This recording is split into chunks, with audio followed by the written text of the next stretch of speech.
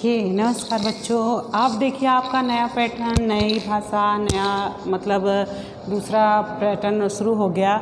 यहाँ पे आपको आज की वीडियो में बताएंगे हिंदी भाषा के विविध रूप। हिंदी भाषा के विविध रूप मतलब कौन कौन से रूप। एक तो देखिए रूप होता है। रूप किसे कहते हैं? जो समान हमेशा बना रहता है। जैसे हम दिखाई दे रहे हैं मेरा रूप, ठीक है। स्वरूप है वो क्या होता है? बदलता रहता है। कभी हम बच्चे थे, फिर बड़े हुए, फिर प्रौढ़ावस्था में आ गए, फिर वृद्धावस्था आ गई। तो ये क्या हो रहा है? हमारा जो स्वरूप है, क्योंकि ये बढ़ता जा रहा है मतलब बदलता जा रहा है। ये जो हमारा रूप था ये स्वरूप में क्या हो रहा है? बदलता जा रहा है। ऐसे ही हिंदी भाषा के विविध रूप मतलब कई रूप हैं। अब इसमें बताया जाएगा कि भाषा, पहले देखिए भाषा का परिचय भी आपने भाषा बोली का परिचय दिया गया, जिसमें कि आप सीधे से मान लीजिए कि भाषा क्या है। भाषा क्या है तो आप जानते ही हैं कि हिंदी भाषा एक माध्यम है। हिंदी भाषा आप ये ऐसे देख लीजिए तो थोड़ा सा इसका रूप बनाए कि एक माध्यम है। एक माध्यम है। हिंदी भाषा एक माध्यम है। माध्यम है किसकी? माध्यम है जो भाषा जो हमारी होती है, विनिमय, जो हम भाषा का आदान प्रदान करते हैं, तो ये एक माध्यम है जिसके द्वारा मन के भावों, इसमें कहेंगे कि जिसके द्वारा,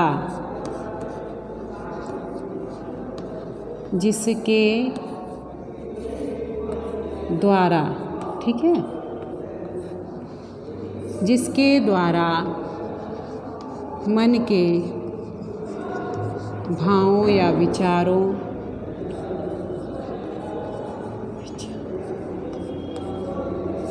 देखिए इसमें जिसके द्वारा, भाषा क्या एक माध्यम है। जैसा हम एक दूसरे से जानते हैं कि विचारों को बोलकर, हाँ, विचारों को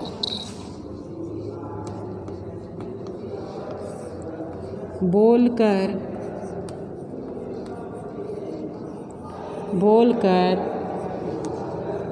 पढ़कर,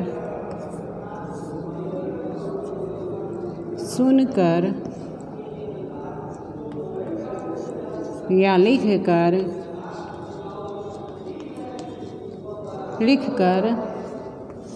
प्रकट करता है भाषा कहलाता है, ठीक है ना। प्रकट करता है वो भाषा कहलाता है। देखिए हिंदी भाषा एक माध्यम है। भाषा एक हमारा माध्यम है। हम अपने विचारों को सबके सामने जो कहते हैं, हमारा आपका पढ़ाने का या आपको हमारा सुनने का एक माध्यम भाषा है। अगर हम लोग की भाषा नहीं होती कि बस हम मुंह हिलाते रहते और आप भी बस बस हमको देखते रहते, तो इसमें कोई माध्यम नहीं, कुछ भी समझ में आता नहीं आता। क्योंकि ये एक माध्यम है जिसके मन के विचारों को हम एक दूसरे से बोलकर, पढ़कर, सुनकर, लिखकर प्रकट करते हैं, ठीक है। उसे क्या कहते हैं? भाषा कहते हैं। अगर आप भाषा की थोड़ी सी परिभाषा अगर जानना चाहते हैं तो वो भी थोड़ा सा बता दिया जाए कि भाषा जो है कि कई भाषा संचार का प्राथमिक वाहन है। जैसे भाषा को कह दिया जाए कि भाषा संचार का प्राथमिक वाहन है,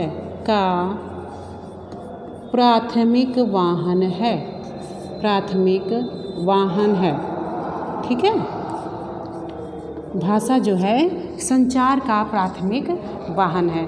अब ये भाषा व्यक्ति के व्यक्तित्व और समाज की संस्कृति को भी दर्शाता है। जैसे भाषा जो है व्यक्ति के व्यक्तित्व,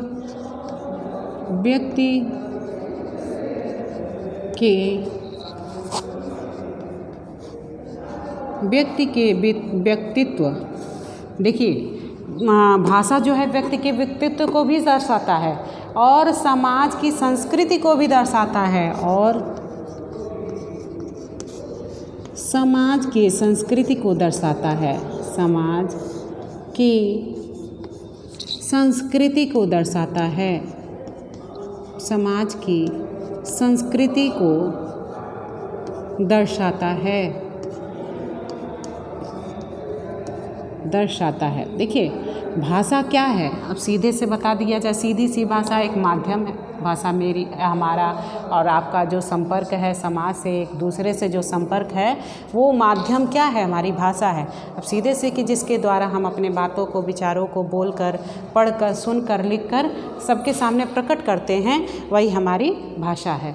ठीक है। अब भाषा में थोड़ा सा बताएंगे। जिस भाषा में जन्म का, अब बोली, भाषा, उपभाषा, जैसा कि आपने देखा, इसमें क्या है कि बोली का भी क्या, जिस भाषा के अलग मतलब बोली जो होती थी, जिस भाषा में जिसके जन्म का आता पता न चले, बल्कि सहूलियत के लिए इसे स्वयं जो गढ़ लिया जाता है, उस भाषा, वही भाषा का स्वरूप जो है बोली होती है। अब यहाँ थोड़ा सा भाषा का अगर परिचय दे दिया जाए, इसको हम कई बार बताए भी हैं भाषा का अगले वीडियो में भी, लेकिन थोड़ा सा इसका विशेषता, भाषा की थोड़ी सा परिभाषा बता दिया जाए कि भाषा किसे कहते हैं। तो इसमें जो है भाषा और उपभाषा, बोली तो आपका हो गया था, लेकिन भाषा में जो है कि ये हिंदी भाषा के विविध पक्षों पर विचार करने से पूर्व देखिए, भाषा की व्युत्पत्ति भास धातु से हुई है। जो इसकी उत्पत्ति है वो भास धातु से हुई है, भास धातु से। आपने देखा इसके और वीडियो में भी इसका थोड़ा सा परिचय किया गया है। भास धातु से हुई है, इसकी जो उत्पत्ति है भास धातु से। और इसमें जो है कि जिसका आशय है बोलना। अब इसका भाष का अर्थ, आशय क्या होता है? बोलना, बोलना, इसका आशय है बोलना। अब बोलने में है कि इसमें जो है संपूर्ण मानव समाज को एक दूसरे के समीप लाने में भाषा की एक महत्वपूर्ण भूमिका है। जबकि स्वीट कवि हैं जो उन्होंने अपने अनुसार लिखा कि ध्वन्यात्मक शब्दों द्वारा विचारों को प्रकट करना ही भाषा है। और जेस्पर्सन का विचार है कि मनुष्य ध्वन्यात्मक शब्दों द्वारा अपना विचार प्रकट करता है, और मानव मस्तिष्क जो है मानव मस्तिष्क ऐसा है कि जिसमें शब्दों का निरंतर व्यवहार होता है। और भाषा ऐसी यादृच्छिक ध्वन्यात्मक प्रतीक व्यवस्था है जिसके द्वारा एक समाज वर्ग के सदस्य परस्पर सहयोग तथा अंतःक्रिया करते हैं। भारतीय भाषा वैज्ञानिक भी इन्हीं परिभाषाओं के इर्द गिर्द अपनी बात कहते हैं। सभी ने कहा, भोलानाथ तिवारी ने, भाषा उच्चारण अवयवों से उच्चरित मूलतः ध्वनि प्रतीकों की वह व्यवस्था है जिसके द्वारा किसी भाषा समाज के लोग आपस में विचारों का आदान प्रदान करते हैं। भाषा में केवल अभिव्यक्ति ही नहीं होती बल्कि चिंतन भी होता है। ऐसी स्थिति में मुखरित ध्वनि प्रतीक शांत होकर कार्य करते हैं। अब एक देखिए कि सीखने की जो प्रक्रिया होती है वो उसमें भाषा का ही विकास होता है। अब इसमें देखिए भाषा के विषय विविध रूप में आपने बता दिया। देखिए इसके आगे का हम बताएंगे कि व्याकरणी इसका विविध रूप क्या है। थोड़ा सा भाषा के बारे में हमने जाना कि इसके पहले वाली भी वीडियो में हमने भाषा के बारे में जाना था कि थोड़ा सा परिचय दिया था कि भाषा की परिभाषा देते समय प्रतीक की चर्चा भी की गई है कहीं कहीं। और इसमें जो भाषा की विशेषताएँ हैं तो इसमें भाषा आद्यांत एक सामाजिक वस्तु है और इसमें जो मानवीय भाषा में प्रत्यक्ष अप्रत्यक्ष रूप से विनिमयता होती है। इसका तात्पर्य है कि वक्ता और श्रोता की उपस्थिति अनिवार्य होनी चाहिए। भाषा जो है, जो वक्ता मतलब बोलता है और श्रोता मतलब जो सुनता है।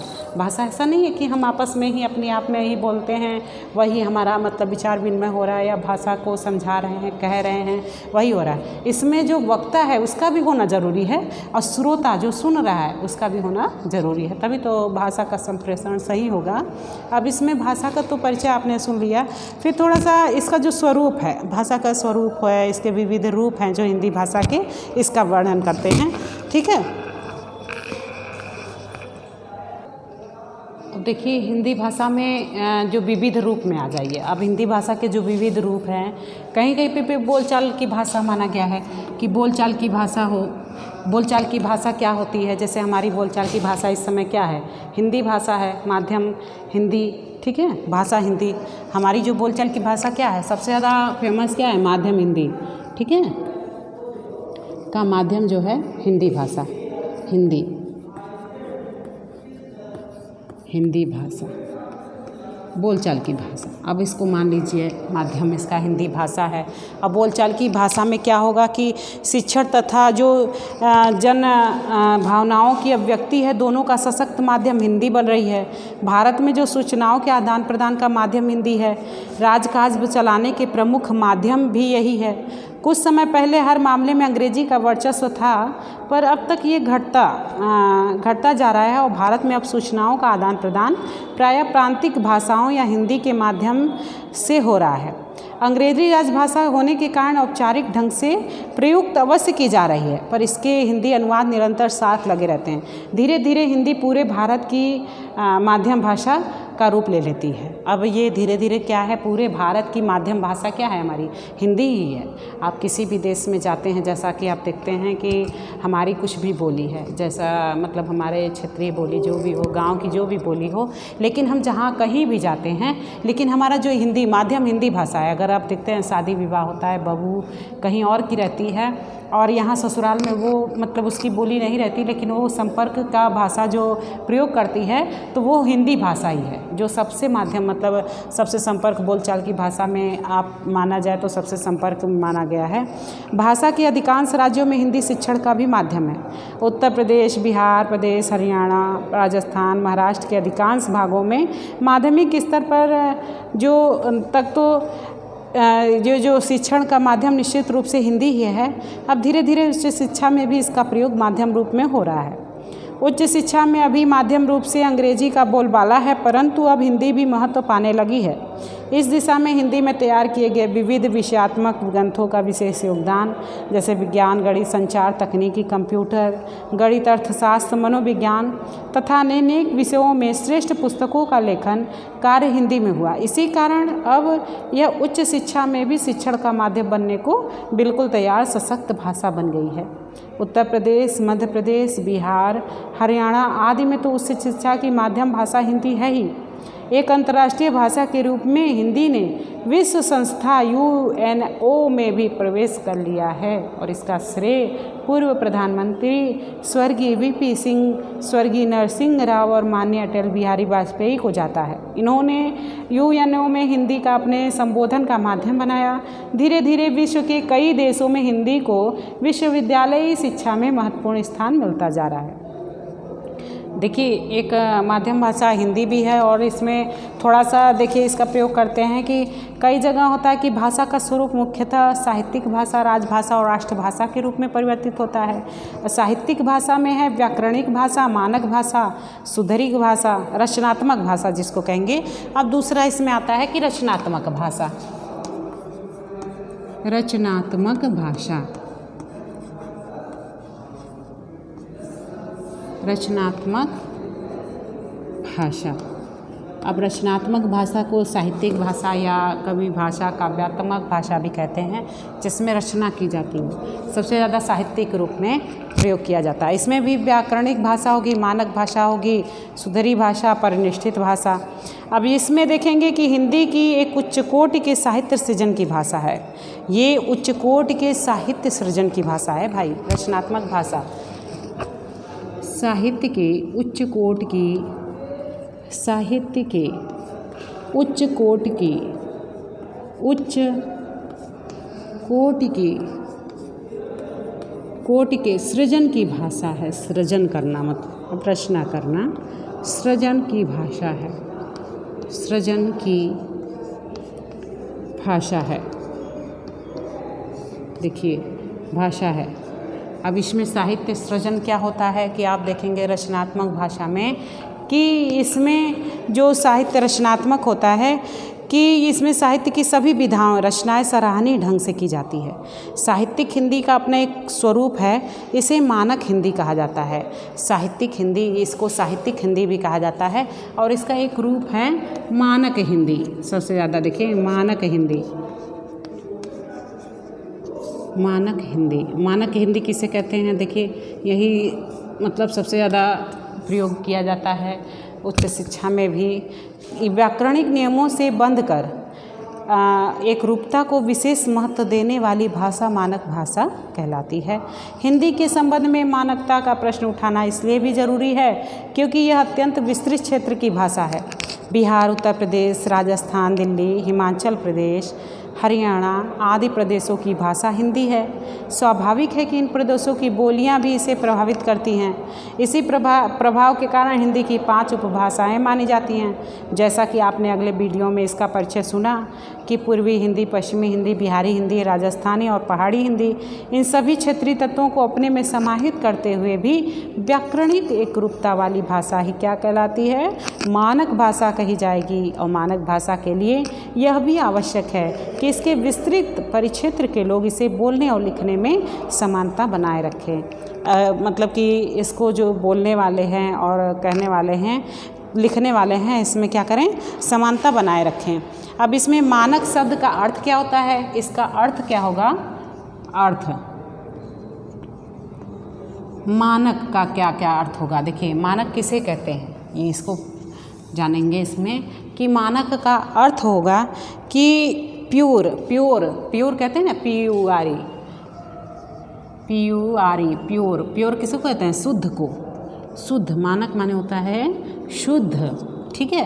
कहीं कहीं प्योर, और दूसरा है कि उच्च, स्टैंडर्ड,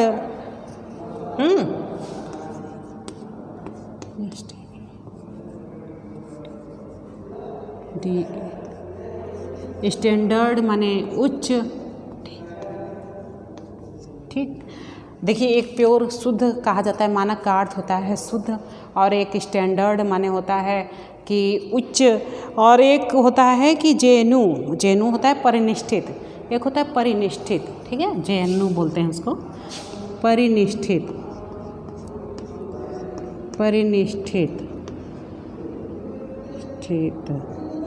परिनिष्ठित हिंदी, जिसको इंग्लिश में जेएनयू कहते हैं, GNUE। और इसमें GNU में है।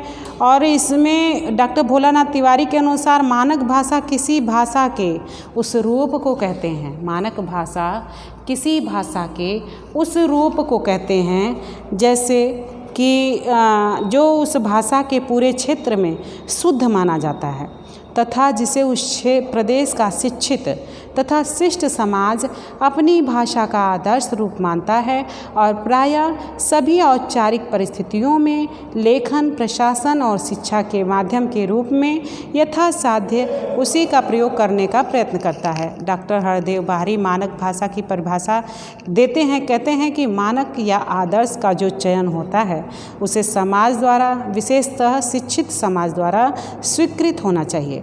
बोलचाल में और लिखित में भी अलिखित रूप अधिक महत्वपूर्ण होता है, क्योंकि इसमें समानता और एकरूपता का निर्वाह भली भांति होता है। देखिए, मानक भाषा हर जगह पे हो जाता है, या शिक्षित समाज में या शिष्टता में इस भाषा का प्रयोग किया गया है। इसमें मानक भाषा में ये है, आशय है कि शिक्षित समाज ही इसको जब स्वीकार करता है तो मानक भाषा कहा जाएगा। भाषा के लिखित रूप को मानवता प्रदान करना व्याकरण, अब व्याकरण का ज्ञान भाषा के शुद्ध लेखन में सहायक होता है। इसलिए द्विवेदी युग में जब हिंदी के मानकीकरण की प्रक्रिया प्रारंभ हुई तो सबसे बड़ी आवश्यकता व्याकरण की अनुभव हुई। तब तक हिंदी के जो व्याकरण लिखे भी गए थे वे अंग्रेजों द्वारा लिखित थे। उन्हें हिंदी की मूल प्रकृति संस्कृत का ज्ञान अल्प मात्रा में था। उन सभी ने अंग्रेजी व्याकरण के आधार पर हिंदी का व्याकरण लिखा था। आज यह प्रवृत्ति विद्यमान है। आचार्य हजारी प्रसाद द्विवेदी के अपनी प्रेरणा में, जैसा कि आपने देखा कि भारतेंदु काल में, आधुनिक काल के भारतेंदु युग के बाद जो द्विवेदी युग होता है, जिसको सुधार काल कहा गया है, उसमें क्या होता है कि मानक भाषा मतलब एकदम प्योर, मतलब सही भाषा का प्रयोग किया गया। उन्होंने जो महावीर प्रसाद द्विवेदी जी ने जो सरस्वती पत्रिका थी, सरस्वती पत्रिका के माध्यम से उन्होंने कवियों का जो नया संगठन किया कि उसमें उन्होंने कहा कि भाषा का ऐसा रूप होना चाहिए, ऐसा नहीं कि चलती फिरती कैसी भी भाषा का प्रयोग आप अपने साहित्य में कीजिए और वो साहित्य हम अपनी पत्रिका में छापें, तो ऐसा नहीं होगा।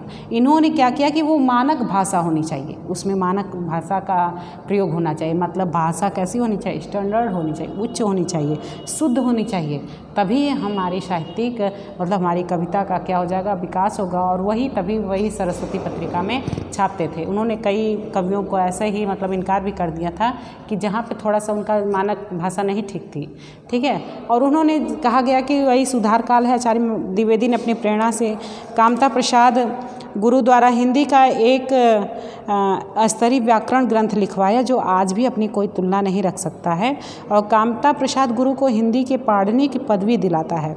यहीं से हिंदी के मानकीकरण की प्रक्रिया आरंभ होती है। रामचंद्र शुक्ल को मानक हिंदी का आदर्श लेखक माना जा सकता है। मानक हिंदी की सारी विशेषताएं उनकी रचनाओं में विद्यमान हैं। देखिए, मानक हिंदी का आदर्श लेखक किसको माना गया? आदर्श लेखक आचार्य रामचंद्र शुक्ल को भी मान सकते हैं, आचार्य शुक्ल जी को, ठीक है, शुक्ल, जिनका हम पढ़ते हैं हिंदी साहित्य का इतिहास, जिनकी बुक है और जिनका हम, क्योंकि ये तभी माना गया है कि मानक हिंदी की सारी विशेषताएं जो हिंदी के मानकीकरण की प्रक्रिया प्रारंभ होती है वो रामचंद्र शुक्ल को मानक हिंदी का आदर्श लेखक माना जाता है, और मानक हिंदी की सारी विशेषताएं इनकी रचनाओं में विद्यमान हैं। भाषा के मानकीकरण की प्रक्रिया में वर्णमाला, वर्तनी, शब्द प्रयोग, व्याकरणिक रूप तथा विराम चिन्ह आदि में एक रूपता आवश्यक है। आज हम जिसे मानक हिंदी कहते हैं उसकी उपयुक्त विशेषताओं में सर्वत्र एकरूपता देखी जा सकती है। जैसे कि मानक भाषा में हमने उदाहरण के स्वरूप अगर लिया है कि उदाहरण में क्या होना चाहिए कि जैसे लगे कि ये मानक भाषा है, तो मानक भाषा जो है उसमें उदाहरण में हमने दिया कि मैंने भोजन कर लिया है, ठीक है। उदाहरण में मानक भाषा में हो गया कि यहाँ पे लिखते हैं, मैंने भोजन कर लिया है, मैंने भोजन कर लिया है, कर लिया है, ठीक है। एक ये हो गया उदाहरण स्वरूप में, और दूसरा हो गया मैंने खाना खा लिया है। एक हो गया मैंने भोजन कर लिया है, और दूसरा हो गया मैंने खा लिया है, मैंने खा लिया है, मैंने खा लिया है। बात एक ही कर रहे हैं, खा लिया है। फिर तीसरा कर दीजिए, हमने खा लिया है, हमने खाना खा लिया, खाना खा लिया, ठीक है, खाना खा लिया है। अब इसमें शुद्ध रूप आप तैयार कीजिए कि कौन सा वाक्य सही होगा, कि हम खाना खा लिए हैं, या हम खाना खा लिया है, हमने खाना खा लिया है, या मैंने खा लिया है, या फिर मैंने भोजन कर लिया है। शुद्ध मानक रूप क्या होगा? उदाहरण स्वरूप हम मान लेते हैं। उदाहरण स्वरूप किसी मतलब कि मानक भाषा क्या होनी चाहिए, ये उदाहरण है मानक भाषा का, ठीक है। इसमें कौन सा सही होगा? मानक भाषा आप कैसे चुनेंगे कि कौन सा सही होगा? ये देखिए, मैंने भोजन कर लिया है, शुद्ध रूप है, प्योर रूप है, तो ये हमारी क्या है? मानक भाषा है।